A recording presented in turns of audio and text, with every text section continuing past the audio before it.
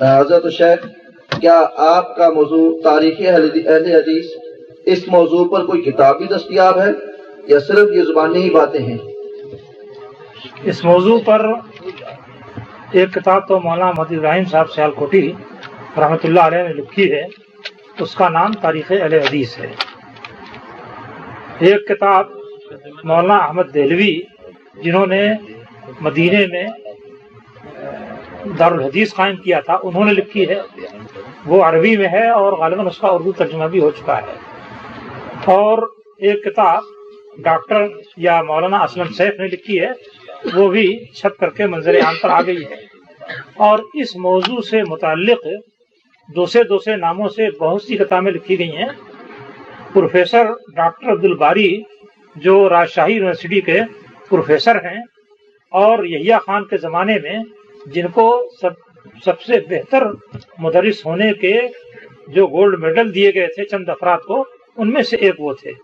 انہوں نے اس موضوع پر بہت تفصیل سے مقالہ لکھا ہے، یعنی ہندوستان میں اہل حدیث کی دعوت یا وہابی دعوت کس طرح سے پھیلی اور کیسے کیسے ادھر ادھر پروان چڑھی۔ اس پر انہوں نے انگریزی میں بہت مفصل دعوے کیے ہیں، بہت مفصل کتاب لکھی ہے، اور اس میں انڈیا آفس لائبریری کے اندر انگریزوں کے جو ریکارڈ موجود ہیں ان سے بھی بہت استفادہ کیا ہے۔ خاص سید احمد شہید اور شاہ اسماعیل شہید کے تعلق سے بھی متعدد کتابیں لکھی گئی ہیں، جس میں سب سے زیادہ پسندیدہ کتاب مولانا غلام رسول مہر کی ہے، جو سید احمد شہید کے نام سے لکھی گئی ہے۔ دوسری جلد جو اس کی ہے، اس کا نام انہوں نے جماعت مجاہدین رکھا ہے، اور اس کے بعد تیسری جلد کا نام سرگزشت مجاہدین رکھا ہے۔ اس کے علاوہ بھی چھوٹی بڑی بہت سی کتابیں ہیں جن کے نام مجھ کو اس وقت یاد نہیں آ رہے ہیں، لیکن وہ کتابیں نظر سے گزر چکی ہیں۔ ڈاکٹر قیام الدین پٹنہ نے ایک کتاب لکھی ہے، وہ بھی بڑی جامع اور بڑی عمدہ کتاب ہے، اور کراچی سے چھپ کر کے وہ منظر عام پر آئی ہے۔ جزاکم اللہ خیر۔ یقول السائل، کیا میاں بیوی ایک ساتھ جماعت بنا کر نماز پڑھ سکتے ہیں؟ وضاحت فرما دیں۔ جی ہاں، پڑھ سکتے ہیں، مگر نماز کے دوران بیوی کو پیچھے رہنا ہوگا، وہ آدمی کے ساتھ نہیں کھڑی ہو سکتی ہے۔ یقول السائل، سوال ہے آپ کے موضوع کے متعلق کہ لفظ اہل حدیث صرف پاکستان، ہندوستان اور بنگلہ دیش میں معروف ہے، کیا اہل حدیث کا وجود انہی علاقوں میں، عرب میں اور دیگر ملکوں میں نہیں پایا جاتا؟ عرب کے اندر کسی بھی صاحب علم کے سامنے آپ اہل حدیث کا نام دیجئے، وہ فوراً جانے گا کہ اہل حدیث کون سے لوگ ہیں۔ تو اہل حدیث کا لفظ صرف ہندوستان پاکستان میں معروف نہیں ہے، بلکہ جس وقت سے محدثین کی کتابیں پائی جاتی ہیں اس وقت سے آج تک یہ لفظ معلوم اور معروف ہے۔ میں نے بتایا تھا کہ جامع ترمذی میں جگہ جگہ اہل الحدیث کا لفظ آیا ہوا ہے۔ رجال کی جو کتابیں ہیں اس میں بھی جگہ جگہ یہ ذکر آیا ہے۔ اعمش جو پرانے لوگوں میں سے ہیں، یعنی تابعین میں سے ہیں، ان کو بھی ائمۃ اہل الحدیث کہا جاتا ہے یا امام اہل الحدیث کہا جاتا ہے۔ تو یہ لفظ قدیم ترین تک لوگوں تک پر بولا گیا ہے، اور آج بھی اسی معنی اور مفہوم میں اس کو بولا اور استعمال کیا جاتا ہے، کسی علاقے کے ساتھ یہ خاص نہیں ہے۔ جزاکم اللہ خیر۔ جوڑے کی اسلام میں کیا حیثیت ہے؟ جاہلیت کے دور میں عورتیں اونٹ کو کوہان کی طرح بناتی تھیں، آج اس کا تو رواج نہیں، کیا عورتیں جوڑا ضرور باندھتی ہیں؟ اسلام کی روشنی میں اس کی وضاحت کریں۔ سائلہ ایک دینی بہن۔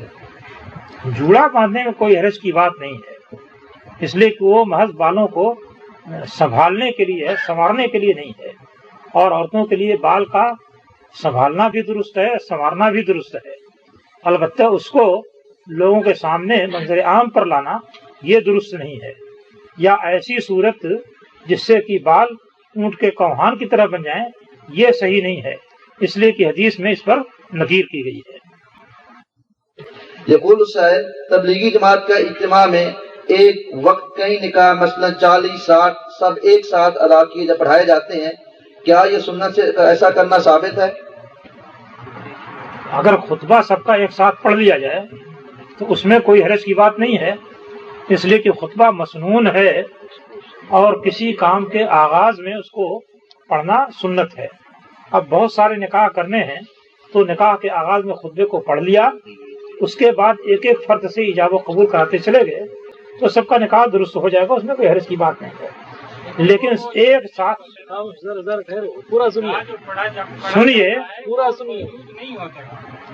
سن لیجیے پوری بات۔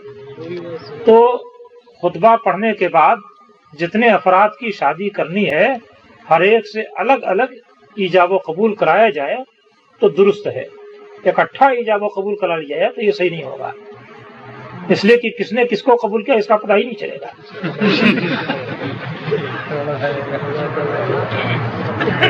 جزاکم اللہ خیر۔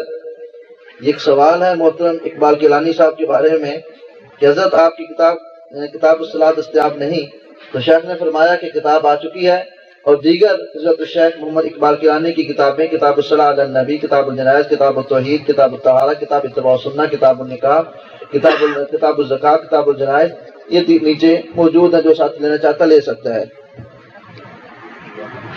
یقول السائل، ایک وتر میں آدمی دعائے قنوت بھول جائے تو تشہد پڑھ کر یاد آ جائے تو کیا کرے؟ وتر دوبارہ لوٹائے یا نہ لوٹائے؟ نہیں، کچھ نہیں کرے گا۔ وتر میں قنوت کا پڑھنا یہ مستحب ہے، ضروری نہیں ہے، اور ابو داؤد کی بعض روایتوں سے معلوم ہوتا ہے کہ سال بھر میں 15 ہی دن قنوت پڑھے جاتے تھے، اس لیے اگر کوئی قنوت بھول گیا ہے تو اس کو کچھ نہیں کرنا۔ یقول السائل، کیا امام کو نماز پڑھانے کی تنخواہ لینی جائز ہے؟ نماز پڑھانے کے لیے اس کو جو پابندی کرنی پڑتی ہے اس پابندی کی وہ تنخواہ لے سکتا ہے۔ کیا امیر معاویہ رضی اللہ تعالیٰ عنہ کی شان میں کوئی حدیث ہے؟ اگر ہے تو کتاب کا نام بھی بتا دیجیے۔ سائل عبدالسلام۔ جامع ترمذی میں یہ روایت ہے کہ نبی کریم صلی اللہ علیہ وسلم نے امیر معاویہ کے بارے میں کہا کہ اللہم اجعلہ ہادیا مہدیا واہد بہ، اے اللہ تعالیٰ تو امیر معاویہ کو ہادی بنا، رہنما بنا، لوگوں کو ہدایت پر چلانے والا بنا اور ہدایت یافتہ بنا، اور ان کے ذریعے سے لوگوں کو ہدایت دے۔ یہ نبی کریم صلی اللہ علیہ وسلم کی دعا ہے، اور نبی کریم صلی اللہ علیہ وسلم کی دعا کے قبول ہونے میں شک و شبہ کرنے کی گنجائش نہیں ہے۔ جزاکم اللہ خیر۔ یقول السائل، حضور صلی اللہ علیہ وسلم کی اس زوجہ مطہرہ کا نام بتائیے جنہیں خود آپ صلی اللہ علیہ وسلم نے دفن کیا لیکن نماز جنازہ نہ پڑھائی، اور وضاحت بھی کر دیجیے نماز جنازہ کیوں نہیں پڑھائی۔ سائل ارشد عابد۔ معلوم ہوتا کہ آپ اردو نیوز کو پیش کر رہے ہیں یہاں پر، اس طرح کے سوالات جو ہیں وہ تو اردو نیوز میں آتے ہیں کہ صاحب آپ بتائیے اور انعام پائیے، تو اگر سائل صاحب کوئی انعام رکھتے ہو تو جواب دیا جائے کہ وہ حضرت خدیجہ تھیں۔ حضرت خدیجہ تھی؟ جی۔ جزاکم اللہ خیر۔ نماز نہیں پڑھانے، یقول السائل، نماز نہیں پڑھانے کا سوال، ہاں، جنازے کی نماز کا جنازہ کیوں نہیں پڑھایا، کیا سبب تھا؟ اس وقت تک نماز جنازہ مشروع ہی نہیں ہوئی تھی۔ جزاکم اللہ خیر۔ یقول السائل، کیا پرفیوم لگانا جائز ہے؟ پرفیوم کی کمپنی میں کام کر کے جو پیسہ روپیہ کمایا جاتا ہے وہ حلال ہے یا حرام ہے؟ ہاں، خوشبو لگانے میں تو کوئی حرج کی بات نہیں ہے، بلکہ یہ ایک اچھا کام ہے، اور خوشبو کو نبی کریم صلی اللہ علیہ وسلم پسند کرتے تھے۔ پھر اس کے لگانے اور یہاں کام کرنے کے متعلق یہ سوال کیوں پیدا ہو رہا ہے؟ یہ تو بات سمجھ میں نہیں آ رہی۔ الکوہل ہوتا ہے نا اس کی تعلق سے۔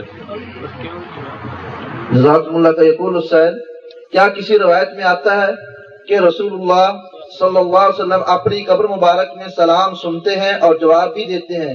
سائل کامران۔ جی ہاں، روایت میں تو آتا ہے، مگر آپ کو یہ بھی پوچھنا چاہیے تھا کہ وہ روایت کیسی ہے۔ روایت صحیح نہیں ہے۔ جزاکم اللہ خیر۔ یقول السائل، نماز میں اردو زبان میں دعا کرنا حدیث سے ثابت ہے یا نہیں؟ کیا سجدے میں یا قومے میں کسی مقام پہ اپنی زبان میں دعا کر سکتے ہیں؟ بھائی یہ تو حدیث میں کہیں اردو زبان کا لفظ ہی نہیں آیا ہے کہ اس کے بعد یہ کہا جائے کہ اردو زبان میں فلاں کام کرنا درست ہے یا درست نہیں ہے۔ حدیث میں تو اردو زبان کا لفظ ہی نہیں آیا ہے، اس لیے یہ مسئلہ تو ختم کرنے دیجیے۔ باقی یہ کہ دعا نماز کے اندر جو کچھ کیا جائے وہ سب کا سب عربی زبان میں ہونا چاہیے، کسی اور زبان میں کیے جانے کا کوئی ثبوت نہیں ملتا ہے، لہذا سوائے عربی زبان کے نماز کے اندر کوئی اور زبان نہیں استعمال کی جائے گی۔ نماز سے باہر جو زبان چاہیں آپ استعمال کر سکتے ہیں. البتہ ایک مسئلہ بہت دلچسپ ہے، وہ آپ لوگ اپنی جیب میں رکھ لیجئے، کبھی کبھی اس سے لطف لیتے رہیں گے. وہ مسئلہ یہ ہے کہ حنفی مذہب میں اگر کوئی شخص نماز فارسی زبان میں پڑھتا ہے، یعنی غیر عربی زبان میں پڑھتا ہے، تو نماز درست ہے. لیکن اگر جمعے کا خطبہ غیر عربی زبان میں دیتا ہے تو وہ درست نہیں ہے.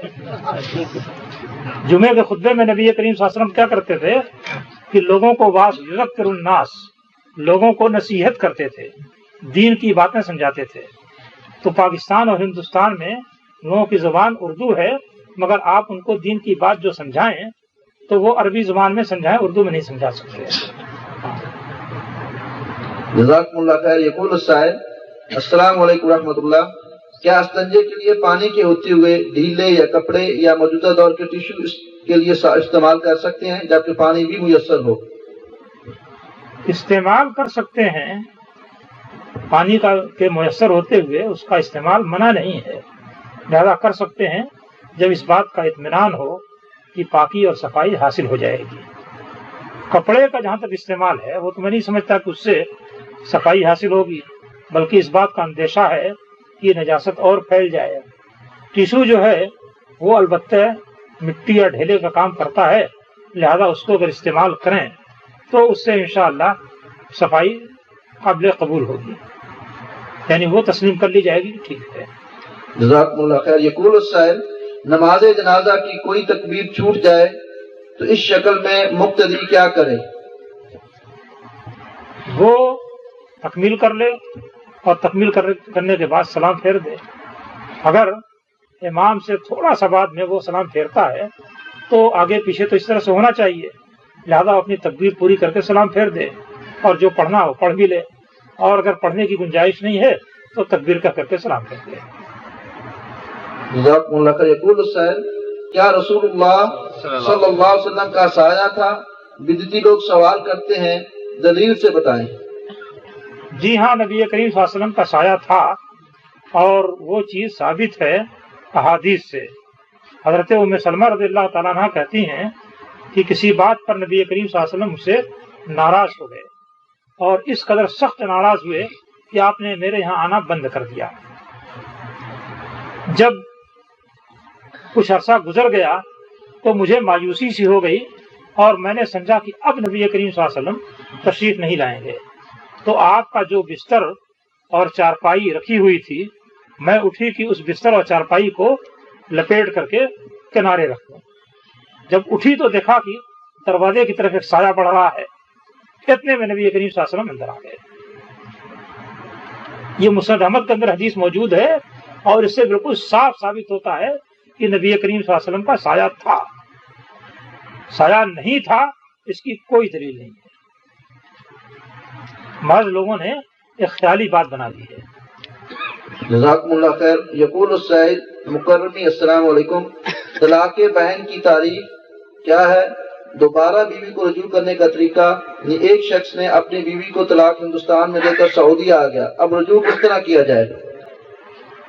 طلاق بائن کا معنی ہے وہ طلاق جس کے بعد شوہر کے لیے رجعت کی گنجائش نہیں ہے، تعلق دونوں کا کٹ گیا ہے.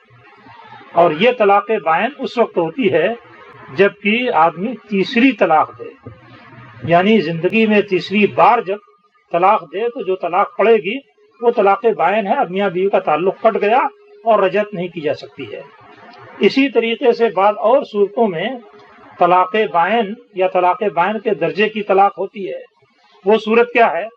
کوئی عورت اگر خلا کراتی ہے اور شوہر خلا کرتے ہوئے عورت کو طلاق دیتا ہے، یعنی خلا بشکل طلاق دیتا ہے، تو خلا کے بعد شوہر رجعت نہیں کر سکتا ہے. اس کی گنجائش نہیں دی گئی ہے، کیونکہ اگر خلا کے بعد بھی اس کو رجعت کی گنجائش دے دی جائے تب تو عورت کی ساری محنت بیکار چلی جائے گی. وہ مال خرچ کرے، عدالت میں جائے، کوشش کرے، اور اس کے بعد طلاق حاصل کرے، اور طلاق دینے کے بعد دوسرے دن رجعت کر لے، پھر کیا کر سکتی ہے عورت؟ اس لیے خلا جو ہے یہ بھی خلا کی شکل میں اگر طلاق دی جائے تو یہ بھی طلاق بائن ہے، یعنی اس کے بعد شوہر کے لیے رجعت کرنے کی گنجائش نہیں ہے.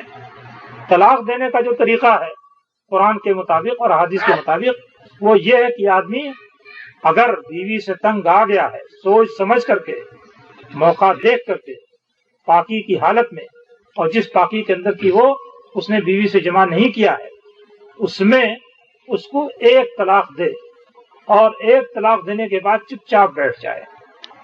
جب عدت ختم ہو جائے گی تو وہ عورت اس شوہر سے الگ ہو جائے گی، وہ بائنہ ہو جائے گی۔ اب شوہر اس عورت سے رجعت نہیں کر سکتا، اور وہ عورت اس شوہر کے پاس بغیر نئے نکاح کے نہیں آ سکتی ہے۔ تو ایک طلاق دے، اور طلاق دینے کے بعد اس کے سامنے دو راستہ ہے، یا تو عدت کے اندر رجعت کر لے، یا عدت گزر جانے دے اور عورت اس سے بالکل الگ ہو جائے۔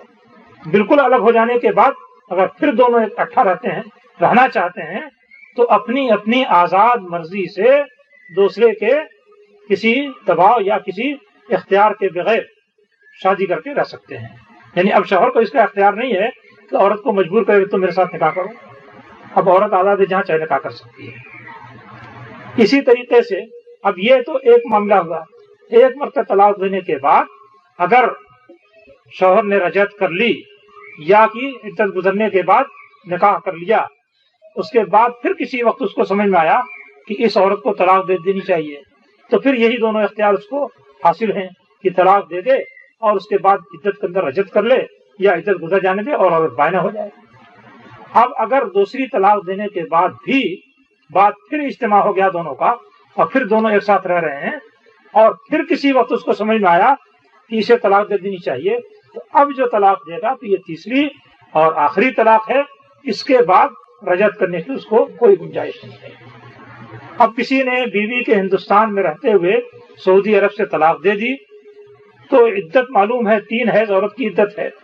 3 حیض ختم ہونے سے پہلے اگر وہ رجعت کرنا چاہتا ہے تو 2 آدمی کو بلا کر کے ان کے سامنے یہ کہے کہ میں نے اپنی بیوی سے رجعت کر لی ہے، اور اس کے بعد وہ خط لکھ کر کے بھیج دے یا فون کے ذریعے سے اطلاع دے دے، وہ رجعت ہو جائے گی، اور اب وہ عورت اس کے عقد میں باقی رہے گی، وہ دوسرا نکاح نہیں کر سکتی ہے۔ رجعت کرنے کی شکل یہ ہے۔ جزاکم اللہ خیر۔ یقول السائل السلام علیکم رحمۃ اللہ، محترم الشیخ، کیا کوئی ایسی روایت ہے کہ حضرت ابو ہریرہ رضی اللہ تعالیٰ عنہ نے فرمایا کہ میں پہلا اہل حدیث ہوں؟ اگر یہ بات ٹھیک ہے تو سیدنا ابو بکر، عثمان رضوان اللہ علیہ اجمعین کیا تھے؟ ذرا اشکال دور کر دیں، جزاکم اللہ خیر و احسن الجزاء۔ اس طرح کی روایت حضرت ابو سعید خدری سے اور حضرت ابو ہریرہ سے بھی غالباً آئی ہے، لیکن ان روایتوں پر چونکہ کلام ہے اور ہم لوگ اہل حدیث ہوتے ہوئے متکلم فی روایتوں کو قبول نہیں کرتے، اس لیے آپ کو ان حدیثوں کا حوالہ نہیں دیا گیا، اور ان حدیثوں کی تفصیل کی بھی ہم کوئی ضرورت نہیں سمجھتے، کیونکہ یہ حدیثیں صحیح سند سے ثابت نہیں ہیں۔ جزاکم اللہ خیر۔ یقول السائل، سید اسماعیل شہید کی عملی زندگی حنفی تھی اور شاہ صاحب نے کسی حنفی سے مناظرہ بھی کیا ہے؟ مناظرے کا تو آپ تفسیر اس کی دیکھنی چاہیں تو حیات طیبہ میں دیکھیں، ان کے اپنے خاندان کے لوگوں سے بھی مناظرہ ہوا تھا، شاہ مخصوص اللہ سے اور دوسرے لوگوں سے، اور خاندان کے باہر بھی مناظرہ ہوا تھا، مولانا فضل حق سے یا مولانا عبدالحق سے۔ تو مناظرات انہوں نے حنفی لوگوں سے کیا ہے، ایک بات۔ دوسرے یہ کہ ان کی عملی زندگی حنفی نہیں تھی۔ سب سے زیادہ کٹر قسم کے جو حنفی ہیں، مولانا عبد اللہ سندھی، انہوں نے یہ لکھا ہے کہ شاہ اسماعیل شہید نے شاہ اللہ کے افکار کی بنیاد پر ایک جماعت تیار کی تھی جو حدیث سے تمسک کرتی تھی اور رفع دین کرتی تھی اور آمین بالجہر بولتی تھی۔ یہ مولانا عبد اللہ سندھی نے شاہ اسماعیل شہید کی تیار کردہ جماعت، شاہ اسماعیل شہید اور ان کی تیار کردہ جماعت کے متعلق لکھا ہے۔ اس لیے یہ تخیل کی وہ حنفی تھے، یہ غلط ہے، صحیح نہیں ہے۔ جزاکم اللہ خیر۔ یقول السائل، شعبان میں روزے رکھنا افضل ہے یا محرم میں؟ اور محرم میں 9 اور 10 کا جو روزہ رکھا جاتا ہے، اس کی کیا وجہ ہے؟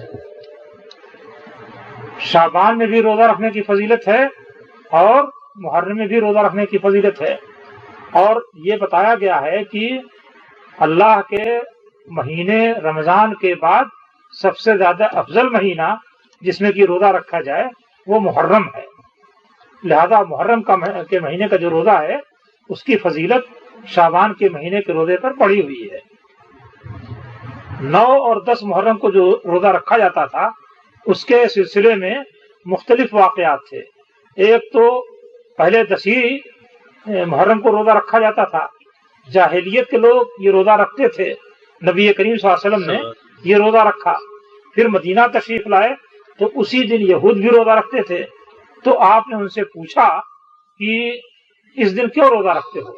تو کہا کہ موسیٰ علیہ السلام کو اللہ تعالیٰ نے اسی دن فرعون سے نجات دی تھی، اس لیے ہم اس کے شکریہ کے طور پر یہ روزہ رکھتے ہیں۔ تو آپ نے فرمایا کہ نحن احق بموسیٰ منکم، موسیٰ علیہ السلام سے ہمارا تعلق تم سے بھی زیادہ گہرا ہے، لہذا جب تم ان کی نجات پر روزہ رکھتے ہو تو ہم بھی رکھیں گے۔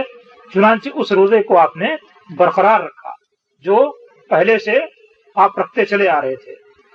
پھر آخر میں جب یہ بات واضح ہو گئی کہ یہود اللہ کے دین میں تحریف کرتے تھے اور اس کو بگاڑتے تھے، تو آپ نے یہود کی مخالفت کو پسند کیا، یعنی جو عمل وہ جیسے کر رہے ہوں اس سے کچھ الگ ہم کو کرنا چاہیے، اس طرح سے ان کی مخالفت ہونی چاہیے۔ لہذا آپ نے جب یہ بات پسند کی تو آپ نے فرمایا کہ اگر میں اگلے سال تک زندہ رہا تو 9 تاریخ کو روزہ رکھوں گا۔ 9 تاریخ کو روزہ رکھوں گا، اس کے معنی یہ ہوئے کہ اب تک آپ 10 تاریخ کو روزہ رکھتے چلے آ رہے تھے، لہذا 10 تاریخ کا روزہ رکھنا تو آپ سے ثابت ہے، اور 10 تاریخ کا جو روزہ رکھتے تھے تو اس عظیم نعمت کی بنا پر رکھتے تھے جو موسیٰ علیہ السلام کو اللہ تعالیٰ نے عطا کی تھی۔ اس کے علاوہ بھی 10 محرم کے مختلف فضائل ہیں، لہذا ان کی وجہوں سے آپ یہ روزہ رکھتے تھے۔ اب ظاہر بات ہے کہ جتنے فضائل اور جتنی اہم چیزیں ہیں یہ سب تو گزشتہ زمانے میں ہو چکی ہیں، لہذا اب تو یہ نہیں ہو سکتا ہے کہ 10 تاریخ میں وہ ہوئی تھی لیکن آ کر کے ہم بدل دیں کہ 10 تاریخ میں نہیں 9 تاریخ میں ہوئی، یہ تو نہیں ہو سکتا ہے۔ اس لیے 10 تاریخ کا جو روزہ تھا وہ روزہ تو برقرار رہے گا۔ آپ نے جب یہ تمنا کی کہ اگلے سال تک میں زندہ رہا تو 9 تاریخ کو روزہ رکھوں گا، تو اس کے معنی یہ ہے کہ 9 اور 10 دونوں کو رکھوں گا، کیونکہ 10 کی تو اہمیت اس کی تاریخی بنیاد پر ہے اور وہ اہمیت اب بدلی نہیں جا سکتی کیونکہ واقعہ ہو چکا ہے، لہذا 10 تاریخ کو تو رکھنا ہی رکھنا ہے، لیکن اس کے ساتھ 9 تاریخ کو بھی رکھوں گا۔ اور بعض روایتوں میں یہ ہے کہ ایک دن پہلے یا ایک دن بعد میں روزہ رکھو، تو اس سے معلوم ہوا کہ 9-10 کو رکھ لیں یا 10-11 کو رکھ لیں۔ اس کے علاوہ بحقی میں ایک روایت بالکل صاف اور صریح ہے کہ 9 اور 10 تاریخ کو روزہ رکھنے کی بات آپ نے کہی تھی، یعنی 10 تاریخ سمیت۔ یہ بات میں اس لیے بتا رہا ہوں کہ آج کل کچھ لوگوں میں بڑا سخت غلو ہو گیا ہے، وہ کہتے ہیں کہ 9 تاریخ کا روزہ رکھوں گا یعنی 10 کو نہیں رکھوں گا، لہذا یہ تخیل یا یہ معنی لینا بالکل غلط ہے، کیونکہ 10 تاریخ کا روزہ تو اس کی عظمت کی بنا پر رکھا جا رہا تھا، وہ عظمت تو ختم ہوئی نہیں۔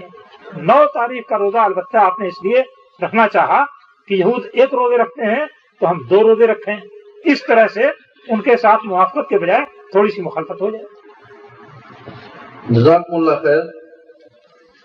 کاتب السائل، اللہ عز و جل مخلوق پیدا کرنے سے پہلے ایک پوشیدہ خزانہ تھا، یعنی کیا اللہ عز و جل مخلوق پیدا کرنے سے قبل ایک پوشیدہ خزانہ تھا؟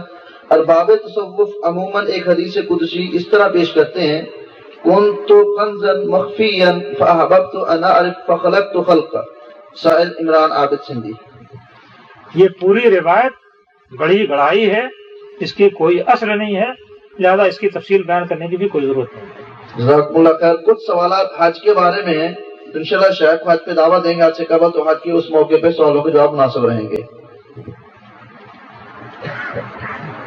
یقول السائل، جیسا کہ انڈیا پاکستان میں اگر کسی گھر میں موت آ جائے تو تیسرے دن تیجا ہوتا ہے، پھر اسی دن فاتح ہوتی ہے، اور پھر 10واں 20واں اور 40واں، کیا یہ سنت ہے؟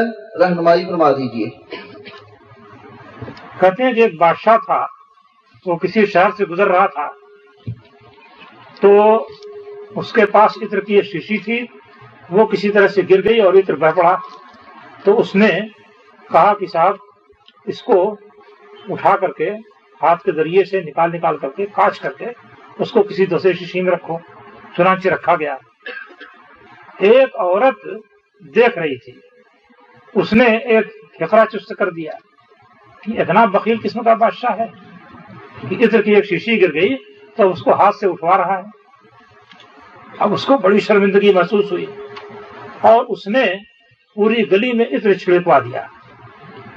جب یہ سارا کام کیا تو اس عورت نے کہا اب جو بھی کرو بہرحال مخالف تو ثابت ہو اب اگر یہاں پر عطر کی نہر بھی بہوا دو تو ابھی وہ معاملہ تو ختم نہیں ہو سکتا ہے۔ تو مسئلہ اصل میں کیا ہے کہ نبی کریم صلی اللہ علیہ وسلم نے اور آپ کے صحابہ کرام نے جنازے پر سورہ فاتحہ پڑھی۔ یہ طریقہ ہے جنازے پر سورہ فاتحہ پڑھنے کا۔ اب یہ بیچارے ہمارے ملک میں جو لوگ ہیں وہ جنازے پر سورہ فاتحہ نماز میں تو پڑھتے نہیں۔ اب نماز میں نہیں پڑھتے تو یہاں وہاں وہاں وہاں وہاں وہاں جگہ جگہ جو ہے وہ سورہ فاتحہ پڑھتے جاتے ہیں۔ جہاں پڑھنا مسنون ہے وہاں پر تو پڑھتے نہیں، اور جہاں پڑھنے کا کوئی ثبوت نہیں ہے وہاں پر پڑھتے چلے جاتے ہیں، اسی بادشاہ کی طرح سے کہ پہلے تو عطر کو اٹھوا لیا اور اس کے بعد چلو ساتھ اس کو چھڑکوا ڈالو تاکہ بڑی سخاوت ثابت ہو جائے۔ تو یہ اسی قسم کا معاملہ ہے۔ سورہ فاتحہ تیسرے دن، پانچویں دن یا ساتویں دن یا فلاں دن یا فلاں دن یا فلاں موقع پر، اس قسم کے موقعوں پر پڑھنا ثابت نہیں ہے مردے کے لیے۔ اس کی نماز جنازہ پڑھتے ہوئے اس کے لیے سورہ فاتحہ پڑھا جائے، یہ ثابت ہے۔ یہ عجیب بات ہے کہ خود تو فاتحہ پڑھتے نہیں، اور جو لوگ فاتحہ پڑھتے ہیں ان کے متعلق کہتے ہیں کہ مر گیا مردود، نہ فاتحہ نہ درود۔ کس کی فاتحہ نہیں ہوتی اس کو دیکھ لیجیے۔ اب جب مر گیا تب تو فاتحہ نہیں ہوتی، قبر میں دفن کر دیا اس وقت فاتحہ نہیں ہوتی، اس کے بعد جب پلٹ کے گھر آئے تو فاتحہ شروع ہو گئی۔ جہاں پڑھ تو اس کس کے لیے ہوئی؟ وہ کسی کے لیے ہوتی ہوگی، لیکن جس کے اوپر فاتحہ پڑھنا تھا اس پر فاتحہ تو پڑھی نہیں۔ تو اسی قسم کے تماشے اور اسی قسم کی لغویات ہیں جو کہ وہاں چلتی ہیں۔ یہ تیسرے دن یا ساتویں دن یا 10ویں دن یا 20ویں دن یا 40ویں دن یہ سب جو تماشے کیے جاتے ہیں یہ اصل میں ہندوؤں کے ہاں ہیں، اور مسلمانوں نے سوچا کہ سامن سے بھادوں دبلا، جب ہندو کریں تو ہم کیا کریں اپنے مردوں کے ساتھ، تو انہوں نے بھی شروع کر دیا۔ یہ ہے اس کی خلاصیت۔ کل محدثۃ بدعۃ وکل بدعۃ ضلالہ ہے۔ ہر نئی چیز جو ایجاد کی جائے وہ بدعت ہے اور ہر بدعت گمراہی ہے۔